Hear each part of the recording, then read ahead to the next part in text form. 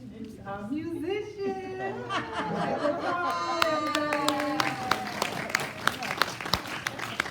Probably because we all know who he is. Affirmative prayer is our spiritual gift to you on Sunday. Just fill out a prayer request form and put it in the prayer box on the welcome table in the lobby. And our spiritual treatment team will pray for you during the week. But if there's an immediate need after service, feel free to talk to one of our practitioners or our ministers. And actually, we have Reverend Lori here, I'm here, Reverend Kate's here, Larry's here, and we got a special person that's here. And you get introduced to Reverend Maddie's here. Yeah, Reverend Maddie! Did I miss any other practitioners? No, okay, I'm good. So now I'd like to invite Reverend Kate up because she has someone special that she wants to introduce to us.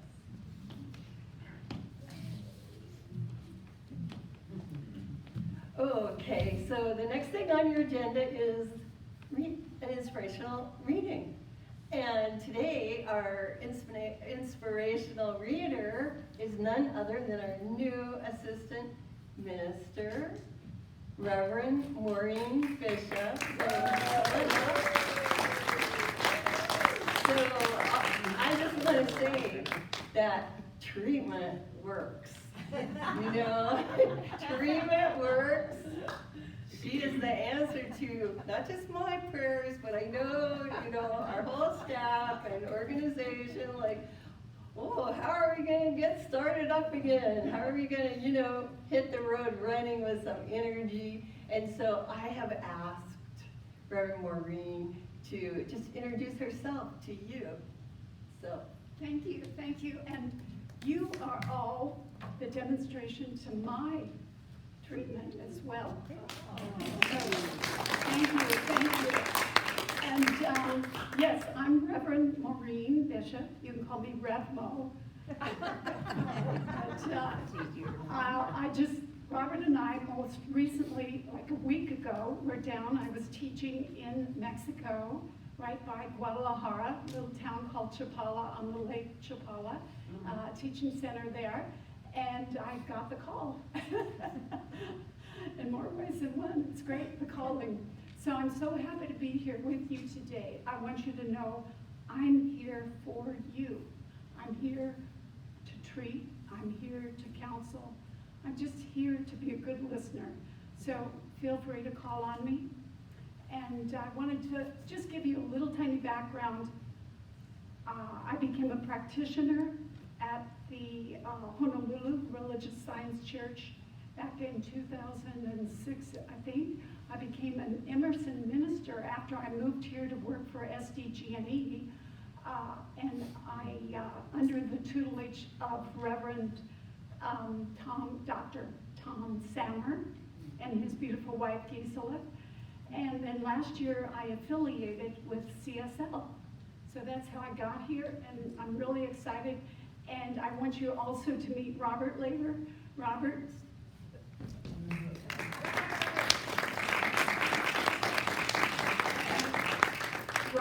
was a student of Reverend Kate's, and that's how we connected.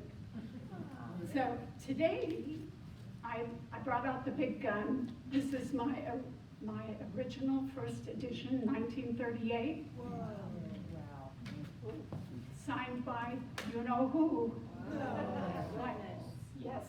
You better keep that girl. My favorite guy. So I thought, how appropriate. I know Kate is talking about good. So I want a reading about good. You're good. So he says here, spiritual substance is all around us, waiting to be formed. Thus we see what Jesus meant when he said, and I say unto you, ask and it shall be given unto you. The law must work in compliance with our demand.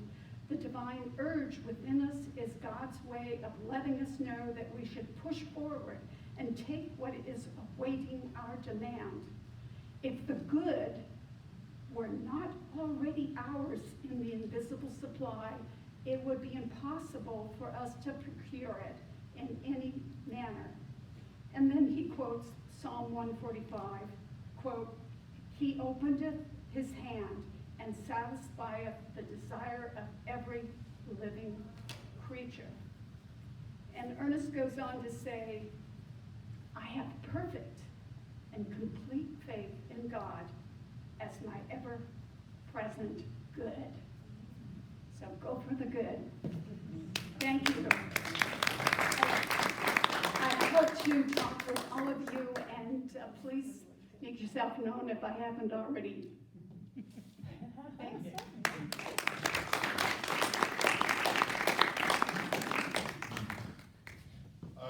Well, it's my turn again.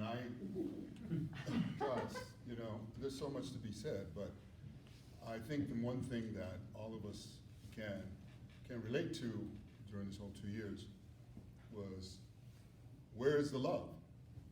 How do we find love? Where is the love? Children, everyone's locked up, everyone's away, we're all alone, except for if you had family. And you think, where is the love? And that's all we're here to express, is the love. And so it became just a question that I had for the last years. Where is the love? Where is the love? Where is the love? Am I the love? Or is the love out there? Is it in here? Or is it out there? This next song kind of talks about that a little bit.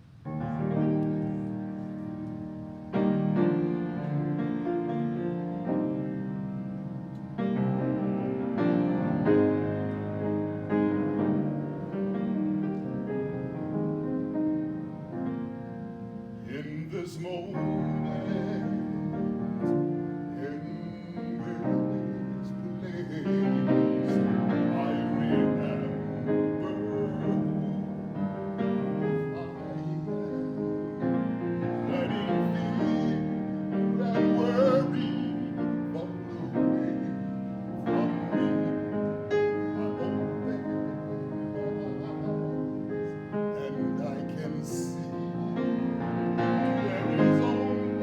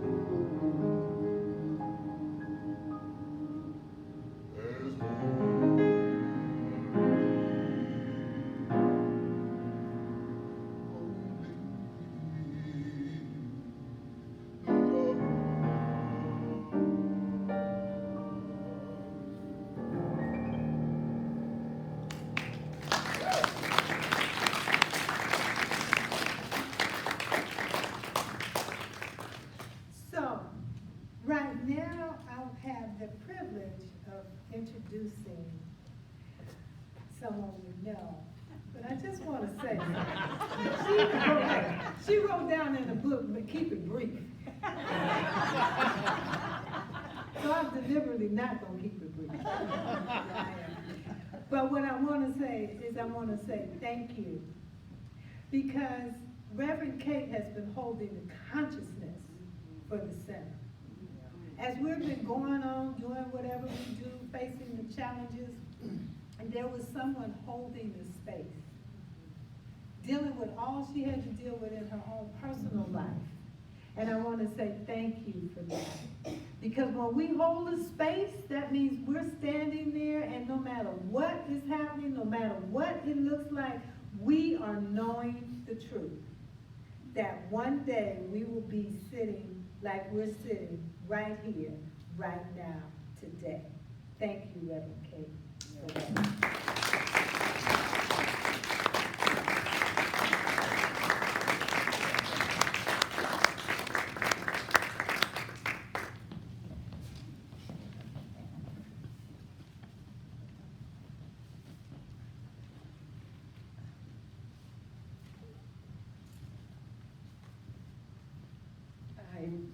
Let's see, how is it this time? Is it Good. okay? Yeah.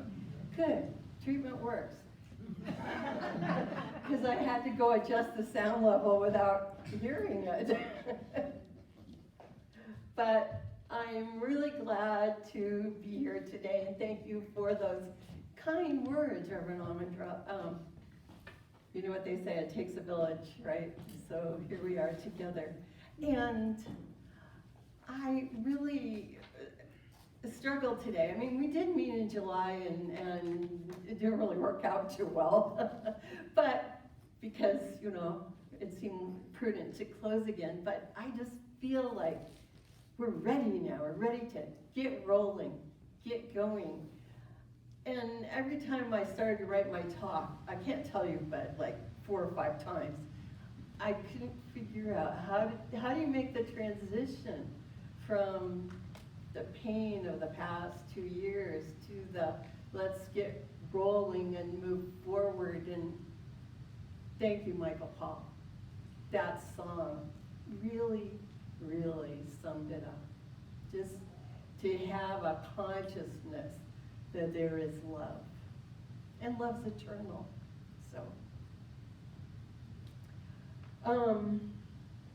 So, well, here we are, ready to begin another day in this paradise, you know, that we actually live in, this here and now, and it's really nice to be together and take a breath and start focusing on some of the ideas that can actually help us live our own individual lives in a more harmonious way, to live in harmony with the things that we know to be true. So, I have a question for you. Do you know what the state motto of California is? Anyone yell it out? Oh, where were you in 5th grade? Eureka! Eureka! I have found it, right? Eureka, I have found it back in 1849 at the first state convention. They celebrated Eureka. They had found, of course, they found gold, right? Yeah. And they took over a whole big state and territory, so they were really celebrating. But they found what they were looking for, and they were willing to celebrate that they had found it.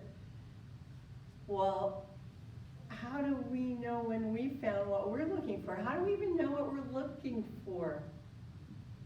Now, I'm going to assume that since you made it to this room today, you already know that you're looking for a higher experience of life itself, right?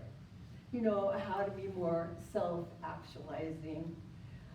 And I'm sure you already understand what Reverend Maurene was reading about, that life is intrinsically good, that there is a power for good greater than we are, and that we can use it And I'm sure you all, I know for a fact, you've all made a lot of headway in being able to do that. But then, sometimes, like over the whole last 2 years, and if you turn on the news at any time, it does seem like life is not always so good. Even if you take a look at some natural events that seem negative, like imagine a volcano going off, or imagine a tornado roaring through the southeast. Well, these things that seem negative to us are not actually malevolent, they're not actually evil. You know, it just happens that the convection of magma in the earth sometimes causes an eruption. It just happens that the winds and the weather and the cold fronts and the warm fronts collide and create a tornado. These things just unfold in a natural way, just like it or not, we get older every day. We don't wake up on Monday and go back to being 13 years old and then wake up on Tuesday and are 37 years old, right? It's like every day or one day more. That's the natural way of life. Things unfold. There's nothing evil going on in the world. It's just an unfolding of life. You know, there's an old saying, whether it's cold or whether it's hot, we shall have weather. Whether or not, life goes on. But we do get to build tornado shelters, and we do get to have brilliant scientists who can monitor and tell us when to leave an area where there might be a volcanic eruption, or, you know. So there are steps we can take, because life is not against us. We just live in a natural world that follows natural laws, and we can live more easily as we learn to live more and more harmoniously in this world. And that's what Ernest Holmes taught us, along with many others, that we live in a spiritual universe, that God is in, through, around, and for us. He said, God is for us. But how can life be for us? You know, and how can life be for everyone at the same time? So, for instance, when our son was playing Little League, you know, one team won and one team lost. So how was life for everyone in that case? Was it just random? Was it that some of the kids had better coaches, or some of them ate a better breakfast that morning? You know, what causes it? I mean, if God is for us, then how is it that it works out? So sometimes there's winners, sometimes there's losers. You know, who or what is going to determine what happens next in Ukraine? Is it going to be random? What forces are at play? If Spirit is for everyone, how does it play out? How can it be that God is for everyone? So we call this organization Centers for Spiritual Living, because actually we recognize a truth that each person is a center in an infinite universe, in an infinite spirit. So if you think about, you know, this piece of paper, I can find the center of a piece of paper. But how do you find the center of infinity? It's everywhere. It has to be everywhere. So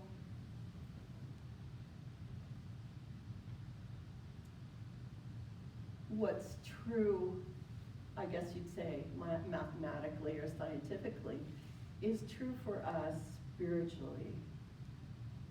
And when we become aware of the fact that we are a center in the universe, that we actually are a center of good, that we are centered in spirit, what we're doing is practicing mindfulness or awareness. And we're not the only people teaching mindfulness or self-awareness either. You know, even I'm sure when you were a little kid, someone said to you when you were upset, just take a breath, it's gonna be okay, right? Or a little older, you need to stop and learn to count to 10. Just calm down now. This is basic mindfulness. Take a pause. Have you ever needed to stop and count to 10? I'm gonna guess yes, I know I have, although I don't know if I really did it. But imagine if a week ago at the Academy Awards, just imagine if Will Smith had stopped and counted to 10. You know, a little mindfulness might have been able to help him live his life in harmony with this great adventure of getting the big prize, you know. But I'm not really talking about him, but because he's so public, I feel free to use him as an example of a metaphysical truth. The truth that when we're mindful, when we're centered, when we live our life more in harmony, we're going to live a life that is more in keeping of what we want, more in keeping with our good. You know, his behavior created consequences. That's it. He choked up, and that impacted his ability to accept his good. So you might call it self-sabotage even. You could go that far. And have you ever self-sabotaged yourself or your own success? Or maybe just choked up a little bit, or maybe just gotten so overwrought, you know, that your mind was a jumble. Like for instance, I had to stop here and pick up the tablecloths. And I did, I stopped, I picked up the tablecloths. I locked the door, got back in the car, drove here, opened the door, oh, no tablecloths. They were sitting on the parking lot. It's just little tiny things, you know. It's like, oh, I guess I better go back again. You know, we're not on Facebook Live because I picked up the wrong tablet. I picked up the one that said, remember the tablecloths, instead of the one that I had written my passwords on. So these are just little things and have nothing to do with winning an Oscar. But they're just little things that we tend to do in our everyday life. Just, you know, when we don't take a breath, when we don't get centered, when we're not mindful, a lot of confusion can take place in our lives. And, you know, it blocks our good. Just like if someone says, may I take you out to lunch? And you say, no, you're blocking your good. Or when someone says, thank you for something nice you did to them, and you say, that was nothing. Are you blocking your good? Why not say you're welcome? Right? So, now, I know that you've been told over and over again, and you know it, that you deserve good. That you're okay. And that we all need to begin to see ourselves more and more as being okay, because after all, we're the children of the Spirit. And there is good for us, and it's for us. In the late 1800s and early 1900s, a teacher, an early teacher of New Thought, Emma Curtis Hopkins, taught this to the founders of Unity Church, the founders of Divine Science Church, and to our founder, Ernest Holmes. She taught that the honest statement, my good is my God, has power to align your mind with that which brought you forth, almighty goodness itself. She wrote in The Science of Mind And I like that because Ernest Holmes called our teaching the science of mind too. But she wrote before him, long before him, in the science of mind, you may take for your first idea, the most basic idea of everything, one word, and it is the word good. She said everyone should recognize for themselves, I am seeking my good, therefore I am seeking my God. And I seek my good is my God. And she also said that this is true, that there is good for me and I ought to have it, is indestructible truth. It's a tremendous feeling. It's an all-powerful knowledge. It is the fundamental truth that there is good for us, that life is good, that this spiritual milieu, or whatever you want to call it, in which we live and have our existence is good. And I've heard that before. Oh yeah, there's good for me and I ought to have it. So when I first heard it, I was like, well, okay, that means I should start saying yes when good comes along. I should be more willing to accept it, right? I should, yes, I'd love to have you buy my lunch. Thank you very much. Just accept the good. But lately, because I had a lot of time on my hands in certain ways, I've thought about it more, and I realized there's a lot to think about. And those just 11 words, there is good for me and I ought to have it. Okay, obviously there is good, right? We know that. We understand that. The fundamental goodness of life. There is good for me. So she personalized it. There's not just general good. There's good for me, and there's good for you, and there's good for you. And it's not just or only general good, it's your specific good. There's some specific good that belongs to you. And of course, you have the power of decision for what that good is going to look like.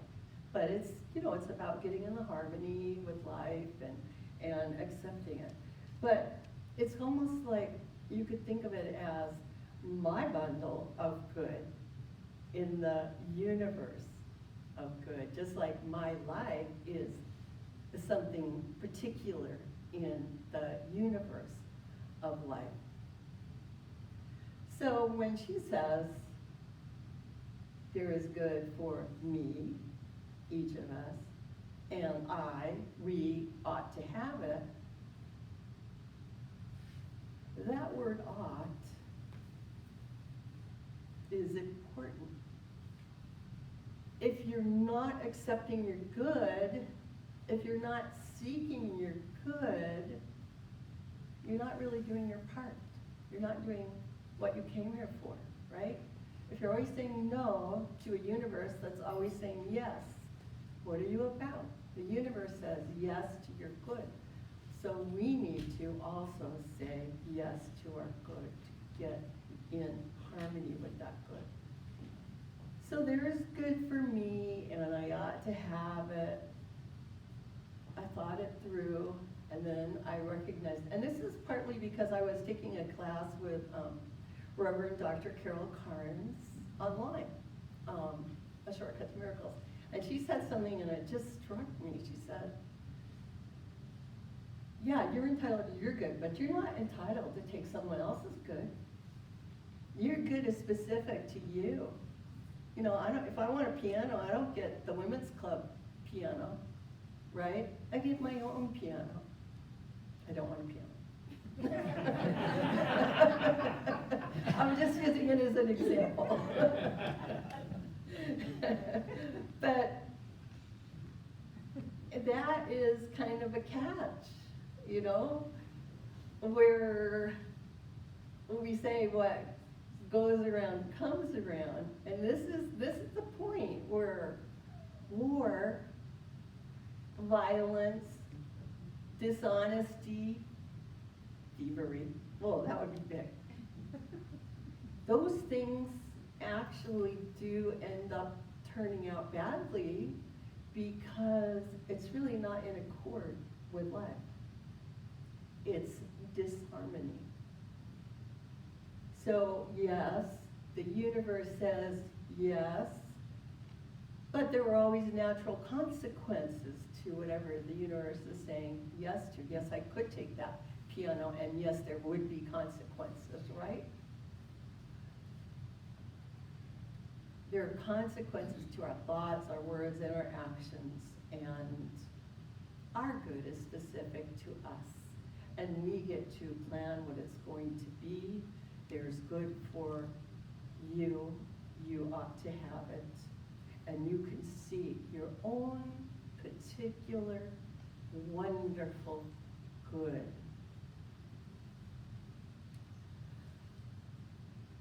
So, that's kind of the fundamental idea of our whole teaching, that this is a universe of good, that there's a power for good greater than we are, and we can use it. So how do we actually use it? You know, I'm only going to talk for like 20 minutes, so I can't do everything, but one thing I want to say is that if you have a worry, a recurrent worry, if you have some kind of thought that's bothering you, don't think of it as a bad thing. Think of it as a clue. Think of it as a road marker. You know, when I learned to drive, my mom was so unhappy when I started driving up the off-ramp of the freeway one day. You know, these things, these worries are clues. The sign, whoa, whoa, what are you doing? Don't go that way. But take that worry. You can take that worry, you can look at it, and you can use it as a clue to what good you are seeking. So, for instance, instead of saying, oh, I'm going to go out to dinner with these relatives and I really hope that it doesn't turn into an argument about politics. Right? Instead, you just say to yourself, I'm looking forward to having a wonderful time and catching up tonight. So you let go of the idea of what negative could happen and you claim your good. My good is a great night. So you're going off for vacation and you have to leave your house or your condo or whatever locked up and you hope nothing is going to happen to it, and you like, instead of saying, gee, I hope no one breaks into my house, that's the worry, you say, oh, I'm so grateful that my house is safe and secure. That's what you know. So you have a clue. What you're worried about is a clue, and then out of that worry you think about, but what is it I do want? I know what I don't want. What do I want instead? That's the good that you can claim. You know, I know someone who recently took their driver's exam, driving test, and instead of being worried about, oh, I hope I don't flunk again, she did actually start saying, I know I'm going to pass. I know this time the instructor is going to recognize what a good driver I am. So this is turning it around, getting a hold of the situation. Same thing, if you don't want to be sick, don't say, I don't want to be sick. Say, I claim health. I am health.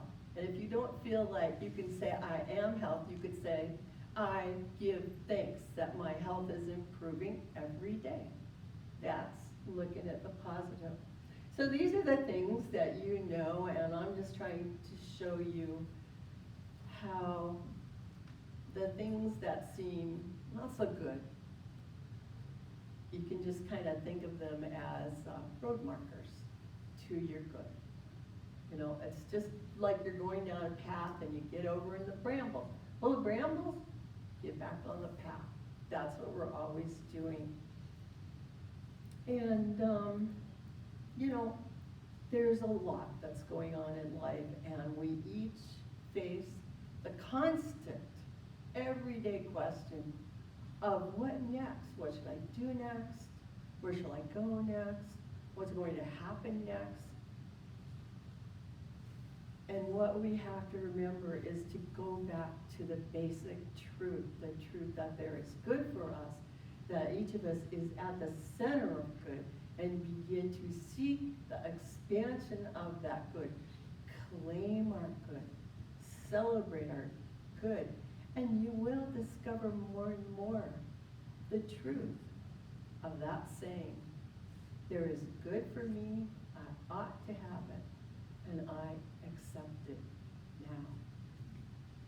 So those are my words for the day, and I'm going to turn it over to Michael Paul. He's going to give us another song.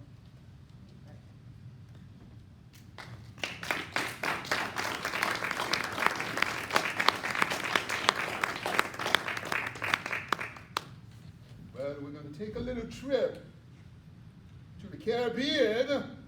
You got to work on your Caribbean accent, put on some sunscreen. We're going to have a good time.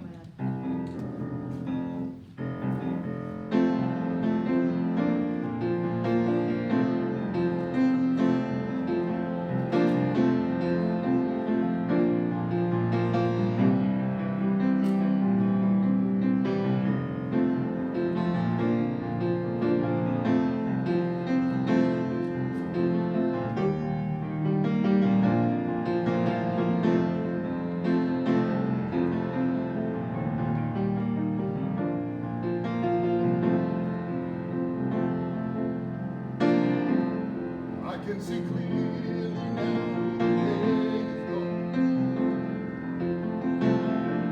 I can see all obstacles in my way. Here's that rainbow I've been praying for. Oh, it's gonna be a bright, such a bright sunshiny day. Oh, it's gonna be a bright sunshiny day. I think I can make it now. The pain is gone. All of the bad feelings have disappeared. Bye-bye. Here is that rainbow I've been praying for. Oh, it's gonna be a bright, such a bright sunshiny day. Oh, it's gonna be a bright day.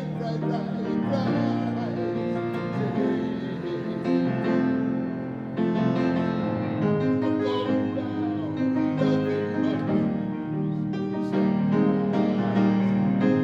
Look straight ahead, nothing but blue skies. They're the bluest skies, the bluest skies. They're the bluest sky. Oh yeah, man, I can see clearly now the rainbow. I can see all obstacles in my way. I see you. Here is that rainbow I've been praying for. Oh, it's gonna be a bright, such a bright, such a day. Oh, it's gonna be a bright day. Oh, it's gonna be a bright.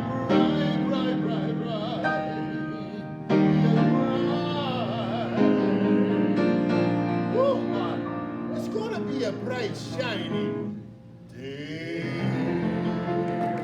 Oh, yeah, man.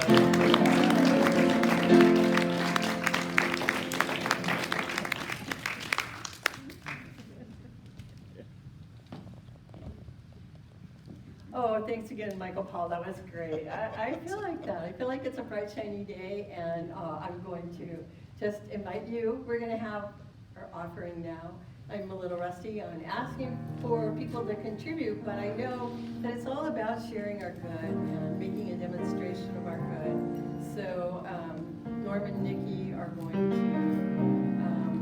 to take up a collection, and I'm just going to know right now that this is a universe of plenty, a universe of prosperity, and that as we give, we also receive, and as we receive, we are also giving. It's a beautiful, beautiful circle of life in which we live and have our being. So thank you so much for being here and for sharing.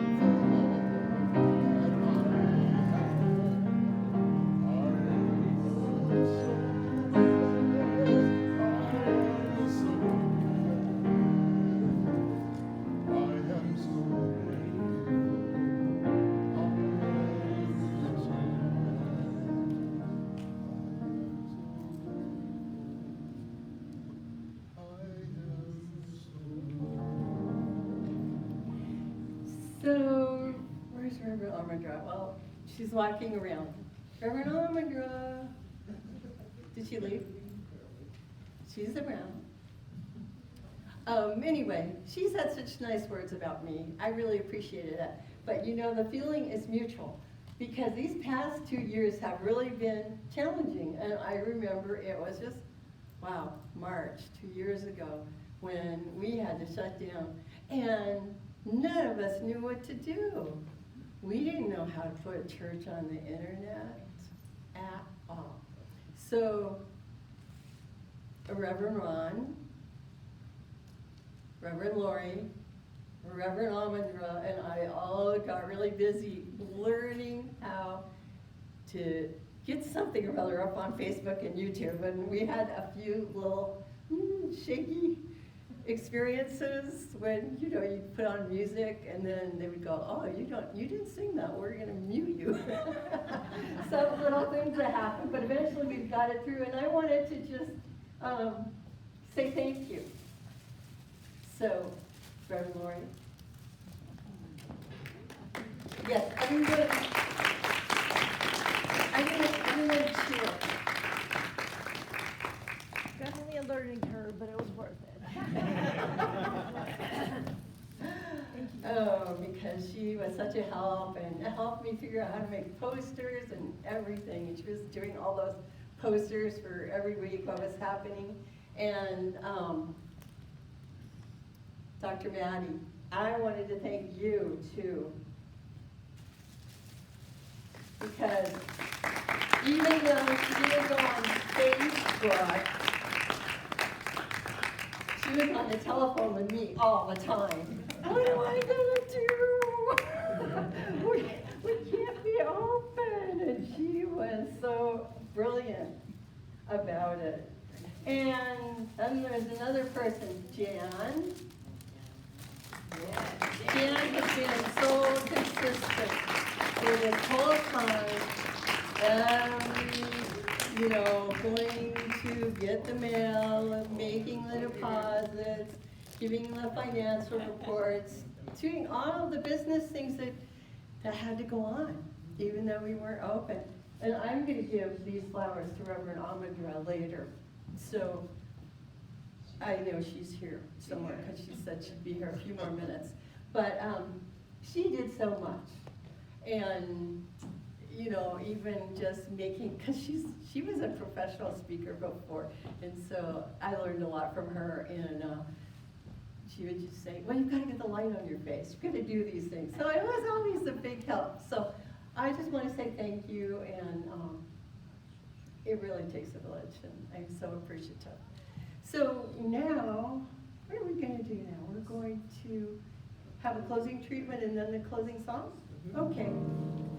So let's just know together what a wonderful time this has been to be here in one of the infinite centers, this Center for Spiritual Living Carlsbad, where we have come together and experienced our good, had some fun and some laughs, and gotten to actually see each other again.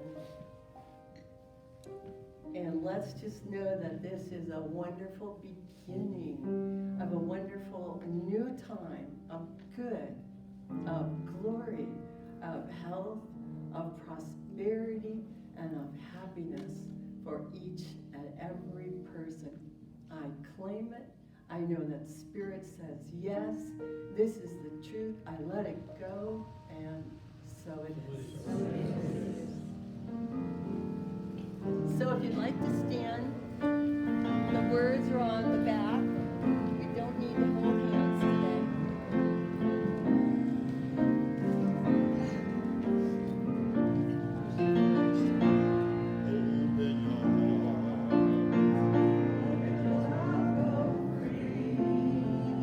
Open Over the ocean, right across the sea.